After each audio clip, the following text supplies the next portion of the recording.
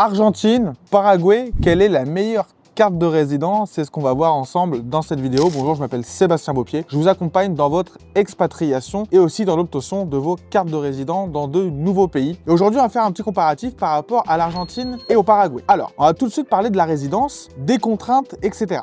Alors, l'Argentine. Pour devenir résident permanent en Argentine, vous devez réaliser dans un premier temps 3 ans de résidence temporaire. Vous obtenez une résidence temporaire d'1 an que vous renouvelez 2 fois et à partir de ce moment-là, vous allez pouvoir obtenir votre carte de résident permanente. Donc 3 ans pour obtenir une carte de résident permanente et pendant ces 3 ans, vous devez vivre au minimum 6 mois de l'année en Argentine. Pour le Paraguay, vous allez commencer avec une carte de résident temporaire comme en Argentine, mais vous allez obtenir la permanente seulement au bout de 2 ans, comparé à 3 ans en Argentine. Et vous n'avez pas besoin de vivre 6 mois de l'année au Paraguay. Vous devez simplement ne pas être en dehors du Paraguay pendant plus de 12 mois. C'est-à-dire que vous devez visiter le Paraguay une fois par an pendant les 2 premières années. Une fois que vous avez votre résidence permanente, vous n'avez simplement qu'à aller au Paraguay une fois tous les 3 ans pour la garder. Par rapport aux tarifs, on est à peu près sur les mêmes choses. Donc une carte de résident en Argentine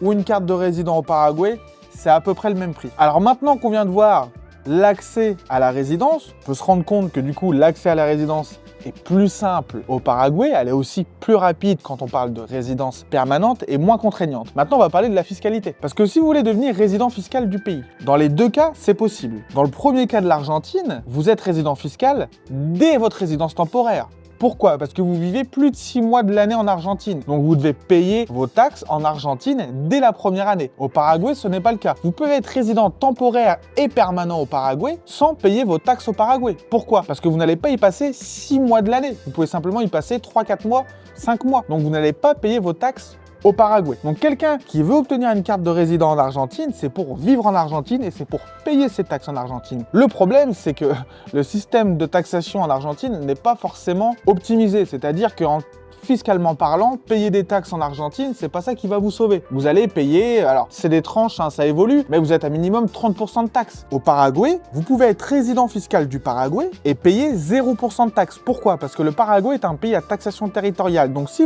vous faites votre argent en dehors du Paraguay, vous n'allez pas payer d'impôt dessus. Vous êtes à 0%. Si au contraire, vous allez créer de la valeur, faire votre boulot, créer une entreprise au Paraguay, là vous allez payer 10% de taxes sur vos bénéfices. Donc on a un pays en Argentine où on va payer 30 et plus en taxes, même l'argent qu'on fait à l'étranger, tandis que le Paraguay, l'argent qu'on fait à l'étranger, on n'est pas taxé, et si on fait de l'argent au Paraguay, on paye simplement 10% d'impôts. Petit aparté, si ça vous intéresse d'obtenir une carte de résident, que ce soit en Argentine ou au Paraguay, n'hésitez pas à aller voir dans la description. Vous pouvez réserver un appel et on pourra étudier votre cas ensemble. Alors, on a vu que la résidence, potentiellement pour un plan B, c'est le Paraguay qui gagne. Si on veut réellement s'expatrier en Argentine, parce qu'on adore l'Argentine, on veut vivre en Argentine, on va en Argentine. Fiscalement parlant, très bon point pour le Paraguay, pays à taxation territoriale. En Argentine, c'est pas fou. Alors Milei veut baisser les taxes de 90%. Si ça arrive un jour, ça pourrait être sympa. Pour l'instant, c'est pas le cas. Résidence fiscale.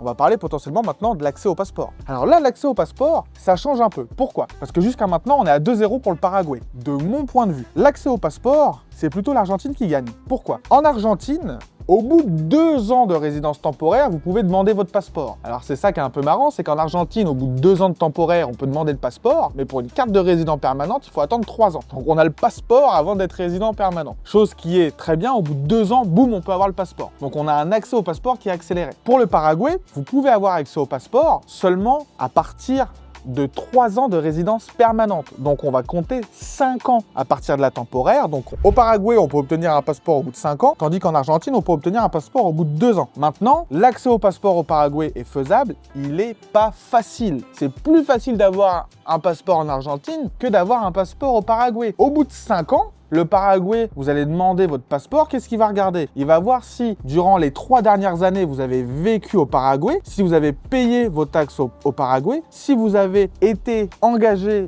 économiquement au Paraguay, si vous avez réellement votre foyer économique, etc. Vous allez passer devant un jury, ça va vous coûter un peu d'argent et potentiellement, vous allez avoir votre passeport. En Argentine, il y a aussi tout un procédé, mais il est quand même plus facile comparé à celui du Paraguay. Ça ne veut pas dire que le passeport paraguayen est impossible à avoir. Il est possible à avoir. Maintenant, il est un peu plus compliqué. Donc dans cette vidéo, on a vu l'accès à la résidence fiscale et l'accès au passeport. Moi, de mon point de vue, on est à 2-1 pour le Paraguay. Maintenant, tout dépend de la personne. Comme j'ai déjà dit dans d'autres vidéos, l'Argentine, la carte de résident en Argentine, c'est réellement pour les personnes soit qui veulent s'installer en Argentine, donc qui veulent s'expatrier et y vivre en famille, tout seul, peu importe, payer leurs taxes là-bas, ou alors les personnes qui ont réellement besoin d'un deuxième passeport. C'est urgent pour eux, c'est une de leurs priorités. Donc ils vont sacrifier 2 ans à vivre en Argentine et à payer leurs taxes là-bas pour obtenir ce passeport argentin et puis après potentiellement se barrer. Voilà pour cette vidéo. Si ça vous intéresse d'obtenir une carte de résident au Paraguay ou en Argentine, ou alors de comprendre comment vous pouvez vous expatrier et vivre dans un autre pays, n'hésitez pas à aller voir dans la description, il y a tout un tas de choses qui peut potentiellement vous intéresser. Sur ce, je vous dis à bientôt. Ciao.